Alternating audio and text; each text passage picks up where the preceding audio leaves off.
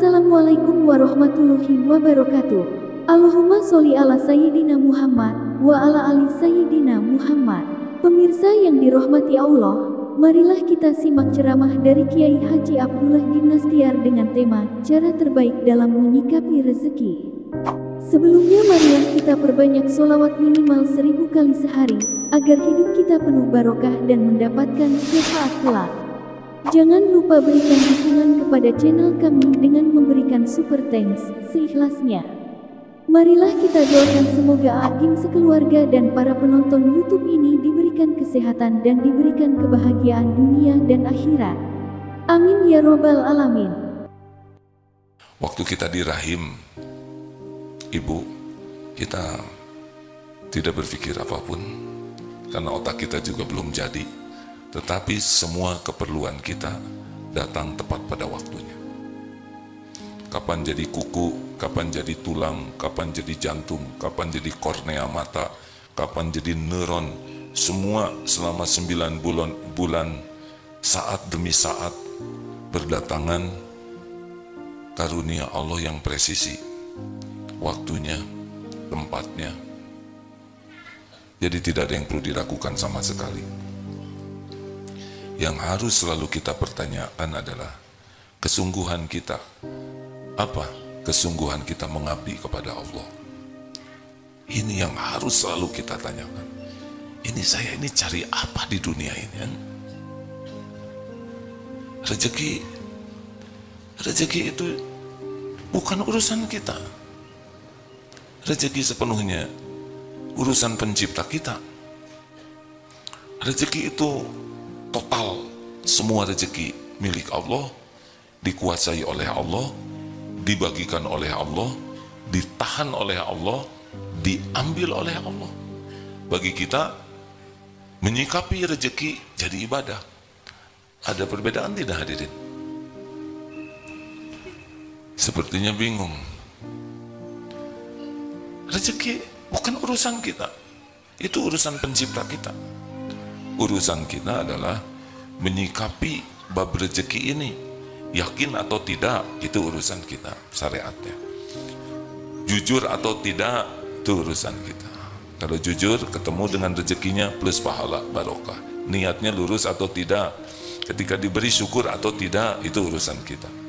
Ketika ditahan sabar atau tidak, ketika diambil ridho atau tidak, lihat yang lain dengki atau tidak, itu urusan kita. Perkara jumlahnya kapan, Allah yang maha tahu.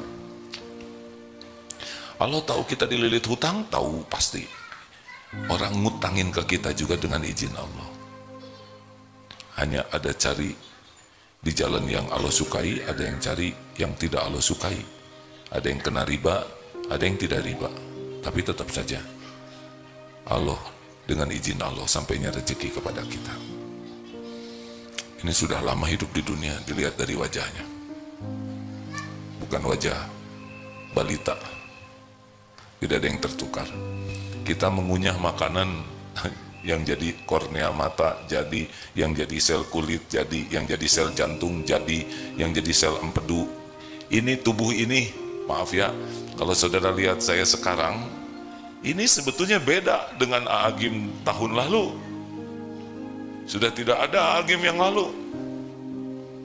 Sel-selnya sudah ganti semua. Sel kulit ini sudah banyak yang baru. Yang lama-lama yang di foto itu sudah habis tuh.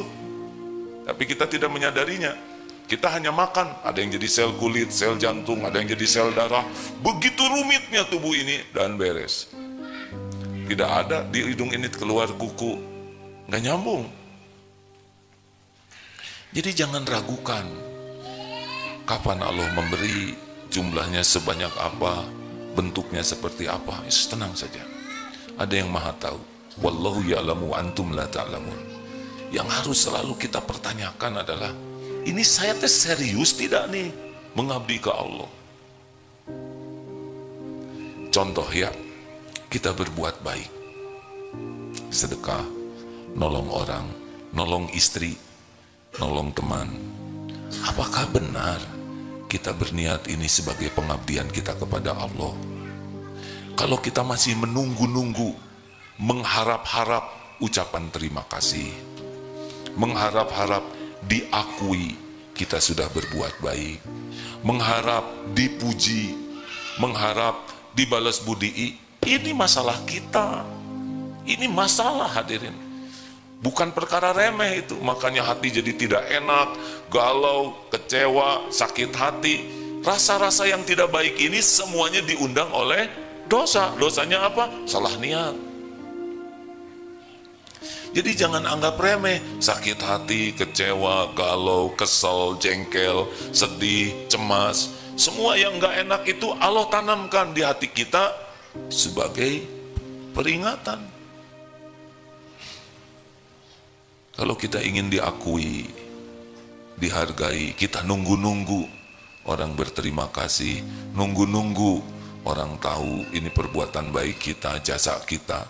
Kita nunggu orang menyebut-nyebut kebaikan kita dan membalas budi. Udah selesai itu masalahnya tuh. Berarti kita memang tidak nyari keridhaan Allah terhadap siapapun. Lelaki, kita membanting-banting tulang. Kenapa membanting tulang? Karena tukang daging ya. Kita kerja bukan untuk dikagumi. Istri, anak sebagai ayah yang tanggung jawab, kepala keluarga yang bijaksana, yang amanah. Tidak. Kita kerja keras ini mengurus keluarga, ya mencari keridhaan Allah saja. Belum tentu istri menghargai kita. Gimana kalau tidak menghargai? Kalau tidak menghargai, tobat. Jangan-jangan kita tidak ikhlas. Ujian dari Allah. Kalau memang tidak dihargai, ya tidak apa-apa. Tidak apa-apa sama sekali. Kita tidak nyari penghargaan istri, tidak menjadi penghargaan suami, tidak mencari penghargaan kantor. Di kantor ini, orang-orang yang tidak ikhlas, bete terus. Ciri orang yang kurang ikhlas tuh kalau dipuji semangat, tidak dipuji tidak semangat, dicaci patah semangat. Udah pasti itu tidak mencari keridhaan Allah. Dia hanya mencari makhluk, tidak pernah bahagia. Bahagia itu berbanding lurus dengan keikhlasan. Makin ikhlas, makin lepas dari berharap apapun dari makhluk, udah makin bahagia hidup ini. Anteng, enteng, menyenangkan, gak ribet, gak ada kecewa, sedih, jengkel. Itu mah dunia orang-orang ria yang berharap dari makhluk.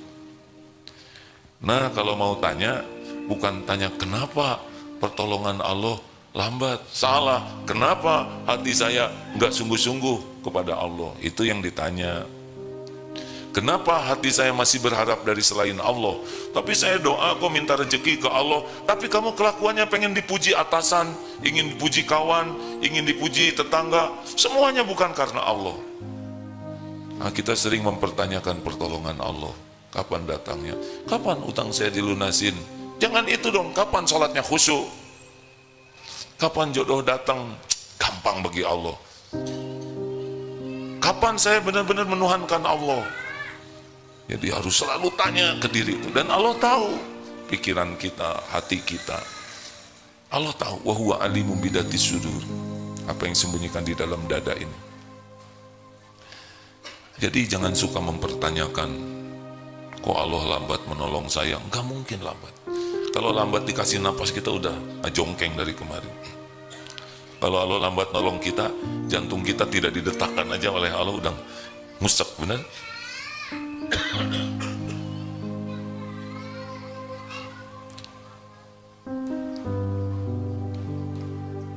Ada yang telat nggak dari Allah? Coba telat oleh Allah, diperlambat, delay antara pendengaran dan proses otak kita. Misal Allah tidak nolong nih ya, telat kita tuh mengerti, lama prosesnya tuh. Baru ketika di jalan mengerti, bahaya kan? Nah, ketawanya, misalkan proses ketawanya telat, mata melihat, telinga mendengar, itu lucu, di prosesnya tuh dilambatin, lucu, sampai di otak kamu harus senyum. Terus perintahnya tidak kompak. mata, suara, lihat kita ketawa, presisi semuanya, benar? Sekali ngangguk-ngangguk gini kan begitu banyak rahmat Allah, pertolongan Allah. Otot kita diperintahkan naik turun, ini mata kedip, ngegaruk juga nggak salah, gatal di sini, kena di sini, tuh ngegaruk ya. Coba kalau salah alamat, anak kelek orang, oh apa yang terlambat? Apa yang terlambat? Kedip, kita nggak dibuat terlambat, coba terlambat. Tabrakan ini, betul? Nah ngangguk ini coba terlambat ya nggak? Nggak ada yang terlambat. Kita harus meyakini ini hadirin, bahwa jaminan Allah itu tidak ada yang tertukar, tidak ada yang terlambat, tidak ada yang meleset, tidak ada yang bisa menghalangi. Jadi reg-reg hidup kita ini. Ada Allah yang maha dekat, yang maha tahu, yang memiliki segala-galanya, yang maha baik, yang memberi sebelum kita minta, yang tidak pernah meleset, tertukar, tidak bisa dihalangi. Wa yuridka bi khairin fala radda li fadlih, tidak ada yang bisa menolaknya. Kalau sudah begitu, hidup ini tenang. Yang kita pikirkan, kenapa telat ini? Niat kita, kenapa kita sibuk sekali dengan ingin diketahui, dipuji, dihargai, diakui, dihormati oleh manusia. Siapa manusia? Hei, gak ada apa-apanya. Mau sedunia memuji kita, tidak ada apa-apanya. Tidak ada apa-apanya sama sekali. Nothing. Sedunia memuji kita, gak ada apa-apanya. Pahala itu yang ngasih Allah. Kita dipuji itu sebagai pujian, bukan karunia. Karunia itu kalau dipuji jadi dekat dengan Allah, itu karunia. Berapa banyak yang gara-gara dipuji jadi jauh dari Allah. Bu, Ibu, saya tidak boleh mengharapkan jawaban karena bikin jengkel. Tapi kalau nggak menjawab risik atuh. Bu, Ibu kan sering mempertanyakan, duh ya Allah, kenapa doa saya nggak dikabul? Pertanyaannya sederhana, Ibu khusyuan mana? Sholat atau dandan? Itu aja. Kalau lebih khusyuk dandan daripada sholat, berarti lebih khusyuk mencari penilaian makhluk. Bukan tidak boleh tampil rapi, tapi kenapa untuk dilihat orang begitu all out? Pakai foundation. Foundation itu fondasi. Sesudah itu apa? Batako, pakai dempul, dicat. Nyari apa? Nyari apa? Benar kan nyari keridhaan Allah? Belum lagi bulu mata palsu. Saya nggak mau ikut campur ya, tapi saya cuma membayangkan betapa lelahnya pelupuk mata diberi beban. Kan seperti barbel mungkin ya nggak? Benar nggak sih? Nggak tahu. Nggak tahu, udah lelaki mah nggak ada urusan sama bulu mata palsu. Ayo, ini yang pertama pertanyaannya, nyari apa? Nyari apa dari semua aktivitas hidup ini? Kerja mah nggak usah mikirkan karir, akan kemana-mana karir itu. Kerja saja, bagaimana kerja dicatatkan oleh Allah jadi amal soleh. Tujuannya apa sih hidup ini? Kalau tujuannya jelas, saya tujuan hidup ini ingin bahagia. Bahagia itu cuma dua, iman dan amal soleh. Jadikan setiap aktivitas kita nambah iman, dan setiap kegiatan kita jadi amal soleh. Udah, perkara yang lain-lain ngikut kok, nggak akan kemana-mana. Kalau kita benar-benar yakin ke Allah, dan terus makin yakin, dan semuanya kita niatkan, ya Allah hanya untuk-Mu. Iyyaka na'budu wa iyyaka nasta'in. Saya persembahkan semua ini hanya Engkau ya Allah. Saya ini hamba-Mu, hanya Engkau Tuhan saya. Saya lakukan ini semata agar Engkau ridho. Udah nggak ada lagi yang lain. Baik ke istri, ke anak, berbuat baik ke orang tua, berbuat baik ke tetangga, berbuat baik ke yang berbuat nggak bagus ke kita, lakukan terus. Dan nggak ada tuh kita mikirkan ingin diketahui, ingin kan udah puas Allah, udah tahu, bener? Kenapa harus pengen diketahui orang? Apa nggak puas Allah mengetahui segala-galanya? Wallahu khabirum bima ta'malun. Allah maha melihat apapun yang kau kerjakan. Tidak ada satupun yang lepas dari penglihatan Allah. Orang mau tahu mau tidak tahu ya nggak ada masalah. Tapi kenapa kita harus ngabsen? Ini mah bukan urusan keikhlasan. Absensi itu urusan kepatuhan kepada aturan. Seperti bayar, saya bayarnya rahasia. Nanti disangka belum bayar jadi masalah baru, benar? Jadi urusan dunia kita lakukan karena memang kepatutannya begitu. Tapi kita niatkan ibadah. Ini pertanyaan pertama dan utama dalam hidup ini. Saya tuh mau ngapain ini? Ini saya dakwah nih apa nih? Nyari apa? Nyari kekaguman, nyari agar diakui keilmuan, kesolehan. Itu pengkhianatan kepada Allah. Ya sudah, Allah nitipkan ilmu, sampaikan tanpa harus merasa diri sudah menjadi ahlinya, sambil berusaha mengamalkannya. Tanya niat. Ini kalau merasa kenapa pertolongan Allah kok lambat, tanya niatnya. Tahajud niatnya apa? Saya niat tahajud supaya lunas utang. Bagus tidak? Terserah mau jawab, mau enggak, itu amal masing-masing. Mau diam aja sok, mangga. Mau ngejawab demi membahagiakan yang nanya, itu pahalanya buat saudara-saudara. Kelihatan ada jengkel kurang ikhlas hadirin yang harus selalu tanya, tahajud untuk apa? Tahajud itu untuk ngabdi ke Allah. Nanti bagian dari tahajud doa, minta jodoh, doa lunas hutang, doa solusi, itu bagian dari doa, ibadah tambahan. Bukan tujuan tahajud. Masa tujuan tahajud lunas utang? Nanti kalau utang dilunasin, lunas juga tahajudnya, ya kan? Tahajud mengabdi ke Allah. Berbuat baik ke orang tua, kenapa? Habis orang tua berjasa, orang tua sayang, orang tua... Dengar ya, kita berbuat baik ke orang tua karena ibadah. Allah yang memerintahkan. Tidak semua orang tua berbuat sama kepada anaknya, benar? Tidak semua orang tua juga akan menghargai kebaikan anaknya. Gimana saya sudah memberikan gaji saya ke orang tua, misalnya, cuman segini, ya nggak apa-apa. Iya bu, segitu ya. Terus saya lakukan yang terbaik. Menanti ucapan terima kasih menodai keikhlasan. Menanti loh ya.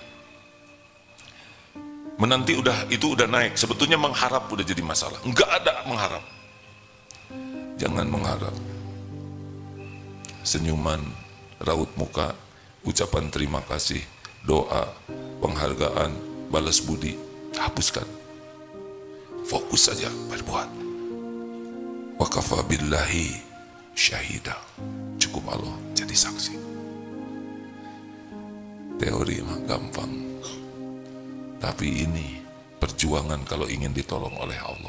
Karena selama ini kita ngarep-ngarep pertolongan Allah, tapi yang kita lakukan bukan untuk Allah. Benar? Kita jarang melakukan untuk cari keriduan Allah. Kita cari pujian orang, cari pengakuan orang, cari kekaguman orang, cari pemberian orang, terus saja menuhankan orang. Tapi kalau minta ke Allah, aneh. Harusnya iyyaka na'budu wa iyyaka nasta'in. Berikan dulu pengabdian kepada Allah, baru minta. Jangan mintanya ke Allah, ngabdinya ke selain Allah.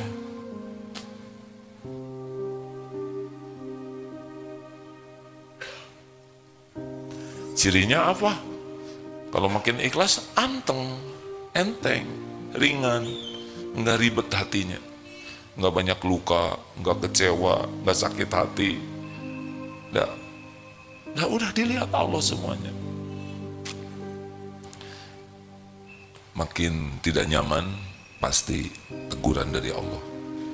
Niatnya salah. Nah inilah rekan-rekan, kalau punya banyak doa, punya banyak keinginan, kenapa kok Allah belum mengabulkan? Mungkin jawaban ini bisa membantu. Mengapa mintanya ke Allah, tapi berharapnya dari amal justru untuk selain Allah? Jelas? Ini di kantor kalau musim mutasi stres, berarti dia emang sibuk bersandar ke jabatan, gaji, bersandar kepada status sosial. Dalam segala hal mulailah kita jangan ngarap-ngarap dari makhluk. Lakukan aja yang terbaik supaya Allah suka, Allah ridho, selesai. Kita jual beli, mau baik ke pembeli, baik aja. Mau beli atau tidak, sudahlah, urusan Allah yang membagikan rezeki. Tapi saya malah ditipu. Gimana kalau ditipu? Takdir bukan? Takdir. Dalilnya apa? Ma asobaka min hasanatin faminallah, wa ma asobaka min sayyiatin famin nafsi. An-Nisa 79. Kebaikan apapun, pokoknya kebaikan apapun jenisnya, pasti dari Allah. Pasti. Tapi semua keburukan yang menimpa dari diri sendiri. Jadi ketipu, siapa yang mengundang ketipu? Sariawan? Sariawan? Harus gimana ngobatin sariawan yang paling utama? Istighfar. Jerawat? Nggak usah lihat jerawat temen lah. Kamu banyak dosa nih, banyak jerawat. Tunggu dulu hadirin.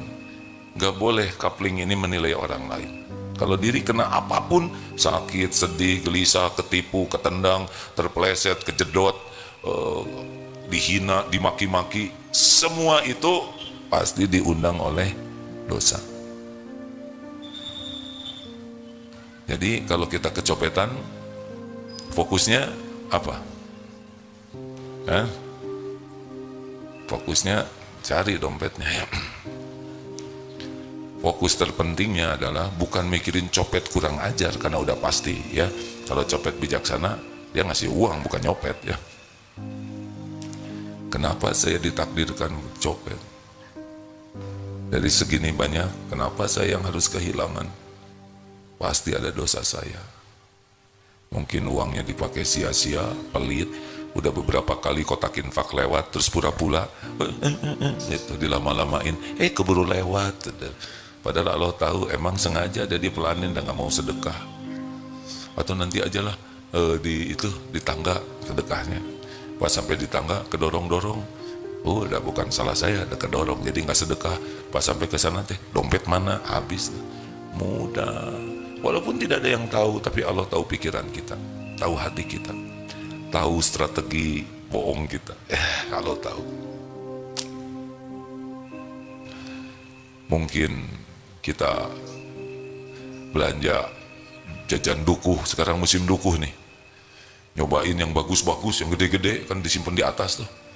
Nyobain ya, habis 8. Beli seons. Emang Allah tidak lihat itu? Beli sih beli, tapi kelicikan ini pasti akan berbalik ke kita. Tidak ada satupun, sepatah kata pun yang tidak kembali ke kita. Kayak nyepak sendal itu ya, waktu turun ada sendal yang ngalangin, sepak, keluntung-keluntung. Gak ada yang tahu. Allah tahu tidak? Dia belum nyobain di sepak kuda yang masa dari sendal ujuk-ujuk kuda? Terserah ya. Sampai di mana kepuasan saudara nyelakain orang? Lagi duduk kentut, dia nggak ngaku. Di depan ada orang tua lagi gini. Dia terdakwanya, dia memberikan fitnah, dan kakek-kakek yang lagi nunduk itu lagi wirid. Aduh, ngejedak pisan ya kan. Allah tahu nih, yang ini menyebar fitnah, si kakek lagi wirid. Bisa ngecengkang kebabayan itu hadirnya. Tiba-tiba mules ya nggak kekejar toilet, bisa itu. Semua perut milik Allah, benar? Ini serius hadirin, ini serius sekali. Tidak ada satupun perbuatan buruk dan baik yang tidak kembali ke pembuatnya. Dalilnya jelas, in ahsantum li anfusikum wa in asatum falah. Maka hati-hati, hati-hati, hati-hati. Hati-hati merugikan orang lain, kata-kata, sikap, apapun, hati-hati, hati-hati. Balik ke kita. Dan akumulasi udah numpuk nih. Ya, kemarin pernah diceritakan, ini ujian. Pujian itu ujian. Sedang selesai ceramah, sehat terus. Aduh, ujiannya. Masih push up ya ayah? Berapa? 100 ya? Padahal saya nggak 100 sekarang. Tapi nebeng ya, nggak nyebut tidak. Dia supaya iya. Itu mah di sini asam uratnya bener-bener jadi nggak bisa push up. Gara-gara nebeng tuh di hati. Tidak nyebut ya kan? Tapi ketika ada yang nyebut, kita tidak mengklarifikasi, sama aja, cuman pakai mulut orang. Allah tahu itu. Ini sendi banyak hadirin, bisa di sini sakit tuh ya, bisa di sini, bisa di kelingking, spesial aja di sini yang membuat kalau push up nggak bisa tuh. Tidak bisa, tidak ada maksiat sekecil apapun, sehalus apapun yang Allah tidak tahu. Urusan hidup ini aslinya dengan Allah setiap saat. Kalau kita sibuk dengan Allah, bekal dua cirinya. Innallaha la yanzuru ila suwarikum wa amwalikum walakin yanzuru ila qulubikum wa amalikum. Kalau orang sibuk dengan Allah, sibuk sekali menjaga hati, terus membersihkan hati, dan sibuk agar amalnya, kesibukannya jadi amal yang diterima Allah. Selebihnya ngikut. Dunia nggak kemana-mana. Allah tahu kita berusaha memperbaiki diri dalam segala aktivitas. Nanti macam-macam ya, ada yang muji, ada yang nyaci, kedupak, ada yang hormatin, ada yang ngeduplek, ya macam-macam lah ya. Terus itu kejadian tuh. Ini tiap menit, tiap kejadian ini macam-macam, terus ujian. Nah, kita tinggal menyikapinya aja dengan benar. Ada yang ngasih, berterima kasih tidak. Nah, sakit, catat. Jadi nggak dikasih lagi. Jazakallah khair, terima kasih. Pergi, ya Allah, balas dengan sempurna. Engkau tahu, dia menolong saya, ya Allah. Enggak ada yang tahu, tapi Allah tahu dia doa. Ini syukur. Masya Allah. Harus gitu hadirin. Urusan kita tuh aslinya hanya dengan Allah. Kalaupun hablum minan nas, itu hanya karena Allah memerintahkan saja. Dan untuk mencari keridhaan Allah. Jangan ngarep apa-apa dari makhluk. Selamat bermujahadah. Ini teori ya. Prakteknya tidak sesederhana mendengarkan dan menyampaikan. Ada pertanyaan silakan. Kenapa jadi pada manyun gini semua? Berat. Nah, berat itulah yang jadi berat. Karena sudah buruk sangka kepada Allah. Berat ya mah. Hese juga. Itu yang terjadi. Bismillah aja. Dan nggak mungkin Allah memerintahkan sesuatu yang kita tidak mampu melakukannya. Allah tahu kita mampu, tinggal mujahadah atau tidak. Latihannya adalah berhenti ngarep-ngarep dari makhluk. Fokus aja, lakukan, lupakan, lakukan, lupakan. Dah nggak apa-apa. Ada pertanyaan? Kalau tidak selesai nih. Mau nanya? Silahkan Pak. Dari mana? Boleh mikrofonnya? Bentuk. Disampaikan dek. Kabelnya tidak cukup sepertinya. Cukup kan? Ayat, sudah ada cadangan. Terima kasih. Bismillahirrahmanirrahim. Terima kasih banyak. Saya Syihab dari Makassar. Saya memang datang ke DT ini untuk bertemu. Tenang aja. Bismillah. Ya. Ya, Bismillah. Menarik sekali pengajian Al-Hikam ini. Pertanyaannya sederhana. Misal saya pribadi itu sering menilai seseorang dari caranya berterima kasih. Jadi ketika anggaplah sudah ada yang saya lakukan secara pribadi, terus sempat tadi bilang tidak usah menunggu terima kasihnya karena itu mempengaruhi keikhlasan. Niatan saya itu hanya ingin melihat apakah orang ini layak untuk ditolong untuk kedua kalinya. Oh, gitu aja. Saudara layak ditolong nggak? Masya Allah. Karena nah, itu jawabannya. Emang saya layak ditolong nggak? Jangan dong. Bukan urusan kita. Urusan kita itu menolong dengan ikhlas. Oke. Oke? Iya, terima kasih banyak Kak. Senang lihat menulis, mencatat itu ditulis. Iya. Ya bagus. Alhamdulillah. Terima kasih. Allah tahu ada yang daya ingat di antara kita kuat, ini kan rata-rata kuat daya ingatnya. Semua effort, semua yang ikhtiar yang kita lakukan disaksikan oleh Allah. Hasilnya juga berbeda-beda. Al-Ankabut ayat 69. Walladzina jahadu fina lanahdiyannahum subulana. Ya, terima kasih Dek. Allah mencatat dari Makassar ke sini ikut pengajian. Itu HP tayangan ini Recording. recording. Iya. Alhamdulillah. Saya ridho, ya diizinkan. Gak apa-apa. Siapa? Walau belum minta izin juga diizinkan. Terima Beri kasih banyak. sebelum meminta. Terima kasih banyak. A. Alhamdulillah. Sudah nikah belum Dek? Udah anak 2. Alhamdulillah. Ya sudah, nggak apa-apa. Siapa? Ada pertanyaan selanjutnya? Ya, silakan Dek. A'udzubillahi minasyaitonirrajim. Bismillahirrahmanirrahim. Assalamualaikum warahmatullahi wabarakatuh. Waalaikumsalam warahmatullahi wabarakatuh. Perkenalkan, nama saya Aulia Satria Nil Parbowo. Saya dari Antapani, Bandung, Jalan Batuwangi nomor 10. Saya izin mau bertanya. Nah, kalau kajian Al-Hikam itu penting, kan? Waktu dulu saya dari kecil sampai saya besar, saya kan belum bisa mengenal istilah pembelajaran agama gitu loh. Seperti ikut kajian, seperti mengaji, terus sholawatan, ya.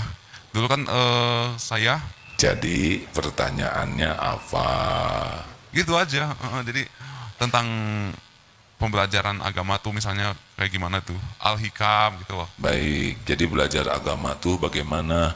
Jadi mengetahui isi-isi tentang apa ceramahnya kayak gimana. Baik. Kalau misalnya daripada musiknya berlama-lama terus-terusan, nggak mengaji, nggak bersalawatan, nggak Baik. gitu loh ya. Baik, terima kasih ya. Jazakumullahu khairan katsiran wa iyyaka a'agim gurunda. Wassalamualaikum warahmatullahi wabarakatuh. Waalaikumsalam. Rasulullah Shallallahu Alaihi Wasallam bersabda, "Man yuridillahu bihi khairan yufaqihu fiddin." Barang siapa yang dikehendaki Allah kebaikan baginya, ini orang bakal jadi baik deh. Ini orang kehidupannya akan baik. Apa yang Allah beri? Yang Allah beri adalah paham agama. Jadi kalau anak dikasih gelar, pangkat, penampilan cakep, badannya bagus, pinter, IQ-nya tinggi, kemudian berprestasi dalam berbagai bidang, tapi tidak punya kepedulian kepada agama, ini masih jauh. Nah, kita sering menilai prestasi seseorang itu dari casing. Makanya kalau ini orang kira-kira bakal baik tidak? Ulama tuh memberikan 3 ciri ya.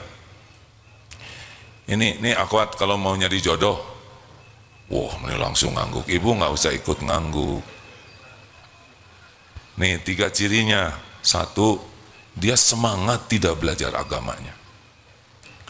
Tapi belajarnya itu bukan untuk gelar, bukan untuk status, bukan untuk diakui banyaknya ilmu. Tidak, dia belajar karena ingin dekat dengan Allah, ingin kenal kepada Allah, ingin bisa mengabdi ke Allah. Karena akhlak itu datangnya dari iman, iman datangnya dari ilmu. Ini rumusnya. Jadi kalau kenapa itu akhlaknya kok jelek, berarti imannya masih lemah. Karena iman makin kuat, akhlak langsung naik sendiri. Nah, orang yang senang belajar agama dengan benar, itu cirinya imannya meningkat. Buahnya pribadinya makin baik. Berarti benar tuh belajar agamanya. Pembelajar sejati itu bukan yang senang belajar saja, tapi belajar dan mengamalkan. Itu pembelajar. Jadi ilmu seseorang itu dilihatnya bukan dari apa yang dia tahu, tapi dari apa yang dia amalkan. Apa artinya tahu ilmu sholat tapi tidak sholat? 2, nih akhwat, dia zuhud tidak, pecinta dunia atau tidak? Kalau orang itu pecinta dunia, susah, dia bakal bertengkar terus, berkeribet hidupnya. Cinta dunia itu apa? Kagum kepada duniawi ini, mengagung-agungkan mobil, rumah, harta, gelar. Bukan tidak punya nggak ada masalah. Nabi Sulaiman juga sangat kaya, ya, punya kerajaan sahabat Nabi banyak kaya, tapi tidak mengagung-agungkan duniawi dan tidak lengket di hatinya. Ini kuncinya. Kalau dunia udah mengagung-agungkan, kalau ada orang berpangkat, orang yang berharta, sepertinya gimana, ketemu artis populer, gimana. Tapi nggak pernah peduli kepada ketakwaan, padahal yang mulia itu yang takwa. Ini bermasalah nantinya. Dia akan sibuk mengabdi kepada dunia nanti. Dan itu tidak bisa bahagia. Karena hubbud dunya ra'su kulli khoti'ah. Cinta dunia itu sumbernya dari berbagai kesalahan-kesalahan. Jadi nanti kalau orang ini, dia mungkin takdirnya kaya, mungkin takdirnya gelarnya panjang, mungkin takdirnya jabatannya tinggi, tapi biasa weh, nggak merasa mulia dengan casing. Dan tidak berat, mau pensiun ya nggak apa-apa, enteng lah dunia ini. Ya. Yang ketiga adalah fokus kepada memperbaiki diri. Tidak ribet dengan kesalahan orang. Kita harus amar ma'ruf nahi mungkar, tapi fokusnya adalah PDLT. Anak belum baik, kesalahan saya nih. Saya belum jadi contoh. Saya belum sungguh-sungguh doa. Istri bersikap kurang baik, pasti ada kesalahan saya. Saya kurang ikhlas di dalam menyapa. Saya kurang sungguh-sungguh. Di kantor ditegur, pasti kesalahan saya. Saya ditegur atasan, tadi saya negur karyawan, astagfirullah. Jadi selalu apapun, evaluasi diri. Nah, kalau orang sudah begini, cepat bagusnya. Tapi kalau selalu menyalahkan orang, ini gara-gara itu, ini nggak benar, ini udah. Kalau orang malas belajar agama dan tidak serius mengamalkan, kalau orang sudah mabok sama duniawi dan lengket dunia di hatinya, kalau orang sudah sibuk menyalahkan orang, udah, itu susah. Lama jadi baik. Terakhir,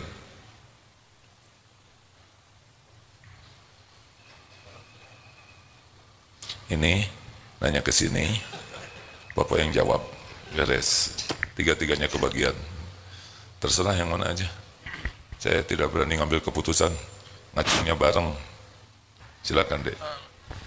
Bismillahirrahmanirrahim. Assalamualaikum warahmatullahi wabarakatuh. Perkenalkan, nama saya Taufik. Saya dari Lombok, NTB. Yang ingin saya tanyakan, yang pertama, perbedaan antara riya sama syiar. Karena kan kalau secara bahasa riya itu kan ingin dilihat. Otomatis ketika kemudian kita, contoh sederhananya kayak YouTuber misalnya kan pasti ingin dilihat. Karena subscriber like kan, pasti ingin dilihat. Apa perbedaannya? Kemudian yang kedua, terkait masalah korelasi kayak warattil Quran tartila kan. Satu-satu aja udah berat. Makasih ya, Dek. Ini Ramadan, jangan mempersulit orang lain.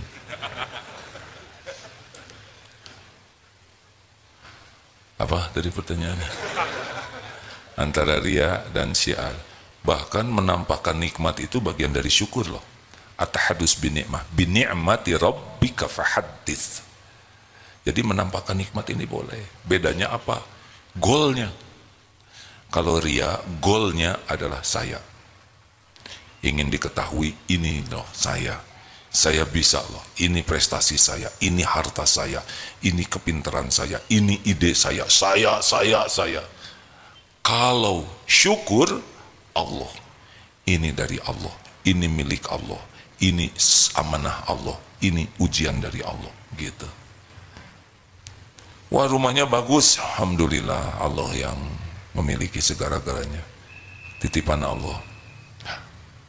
Tapi jangan acting, semuanya milik Allah. Itu juga nama sama, nebeng beken. Saya sih orang fakir, tidak punya apa-apa, diijabah tuh hadirin. Udah itu ketipu, bangkrut aja. Nggak usah acting ya. Karena ada yang nyebut diri merendah untuk mengangkat diri. Saya sih orang bodoh, pas saat mustajab jadi blon aja. Jangan. Kalau mau mengatakan apa adanya ya memang begitu. Jadi kalau syiar bagaimana? Misal kita sedekah, ditampakkan niat memotivasi, niat memberi contoh, niat mengajak orang lain. Berpeluang riya ada. Makanya yang ditampakkan dan yang tidak ditampakkan lebih banyak lagi. Misal sedekah 100 juta ditampakkan. Siapa yang mau infak? Ya, dari saya 100 juta. Tampak. Itu ada peluang riaknya. Yang diam-diam 1 miliar. Saya dua-duanya enggak kayaknya. Jadi kalau kita sering menampakkan, harus lebih banyak yang kita lakukan sembunyi-sembunyi. Ini rada terancam nih. Bisa ada riaknya, ada ikhlasnya. Nah yang ikhlasnya kita kejar. Gitu. Nih. Bantu, punten. Assalamualaikum warahmatullahi wabarakatuh. Perkenalkan, nama saya Muhammad Irsan dari Sukabumi.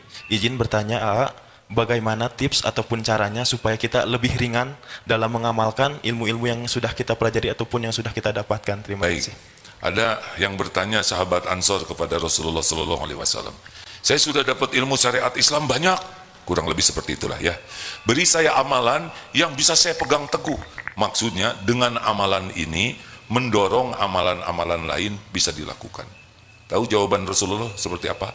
La yazalu lisanuka rotban min dzikrillah. Hendaklah basahi lisan ini dengan selalu menyebut nama Allah. Nah.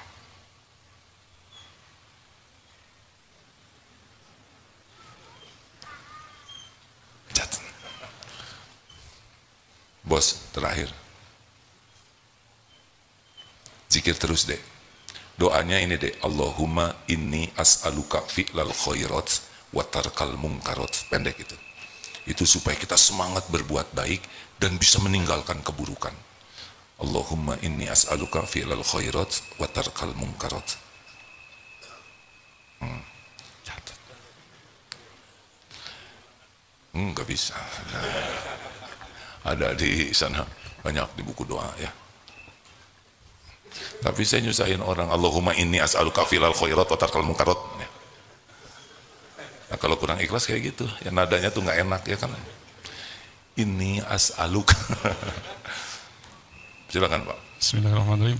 Assalamualaikum warahmatullahi wabarakatuh. Waalaikumsalam warahmatullahi wabarakatuh. Nama saya Mang Ihin dari Bandung, Pak, dari Pagarsih. Alhamdulillah. Mang Ihin gimana ceritanya ada di sini? Alhamdulillah. Nggak tahu, tiba-tiba Allah membimbing saya untuk ke tempat ini. Oh gitu, nyasar Tadi, atau gimana? Iya, tadi ceritanya putar-putar. Putar-putar. Nggak tahu, tiba-tiba pengen sholat asar di sini aja. Ya, Sholat asar di sini. ini bukan kebetulan. Ilmu yang disampaikan tadi kira-kira ada manfaatnya tidak? Ya Allah, nggak tahu ya ini apa namanya. Jawaban.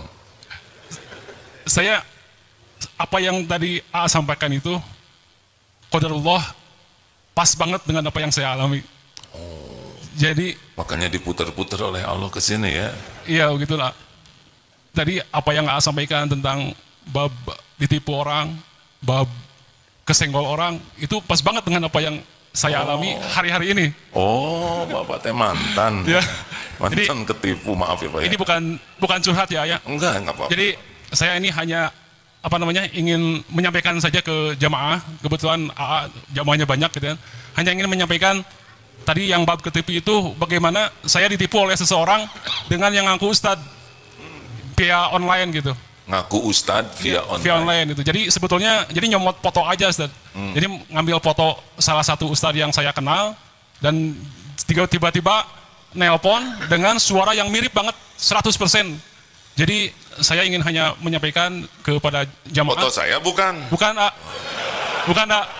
Foto ustadz yang saya kenal. Intinya mah hati-hati dengan foto profil yang mungkin nanti AA juga bisa dicomot oleh seseorang dengan suara yang mirip AA 100%. Dan itu yang bikin saya yakin itu ketika lihat WA itu profilnya yang saya kenal, terus tiba-tiba nelpon dengan mirip 100% mirip. Apa katanya?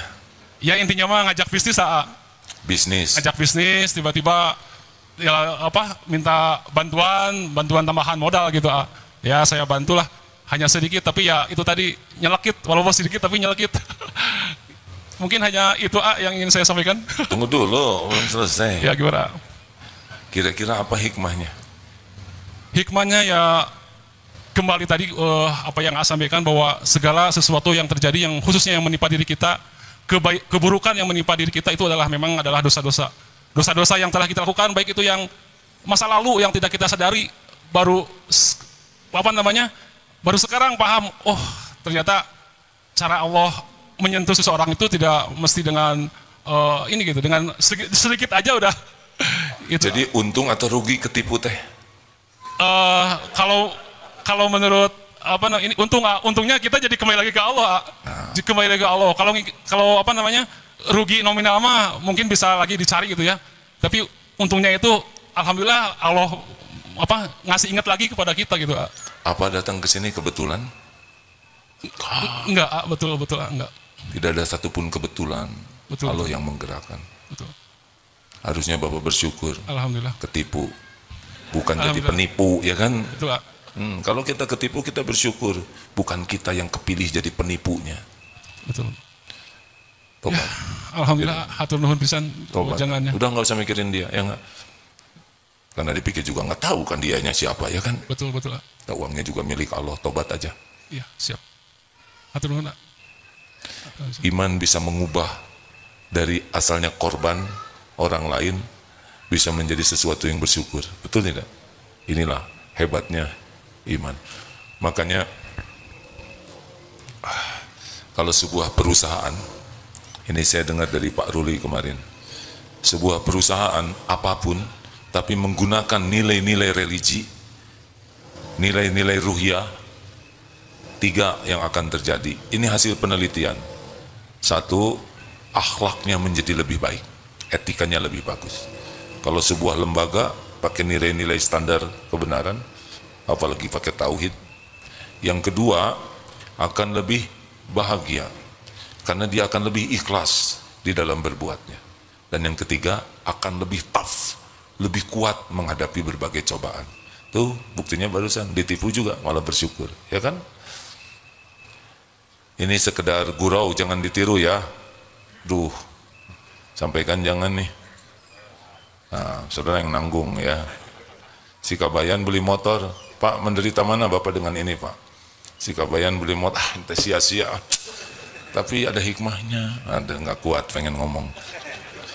Iteng manggil istrinya nih, saya beli motor, Iteng lagi nyiapin buka.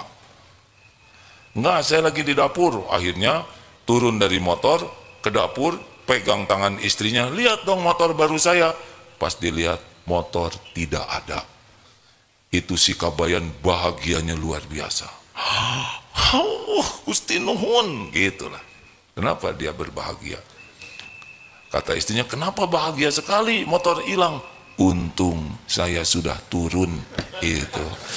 Ini luar biasa cerdasnya. Karena dia membayangkan kalau dia masih di motor hilang sama dia, ya kan?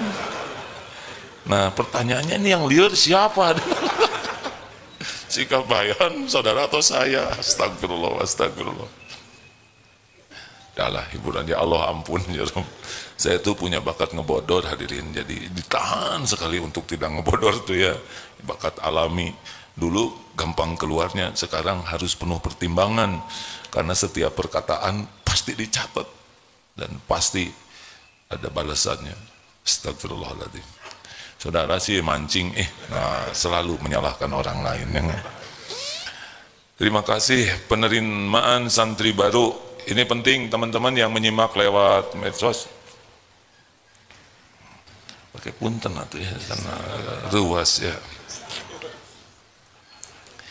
Ada program baru di Darut Tauhid, penerimaan santri baru, pendidikan diniyah formal. Ini nih yang calon ulama, karena pendidikannya dari awal sudah lebih banyak kajian tentang agama, ya tentang Islam. Namanya PDF dari Wusto itu setingkat SMP, dan Ulia setingkat SMA. Ini baru di Indonesia ini, dan ijazahnya setara dengan SMA maupun Madrasah Sawaniyah, Madrasah Aliyah Sanawiyah. Saya ngomong apa tadi? Nah, biarin lah, jangan suka mempersoalan Mas Nawiyah.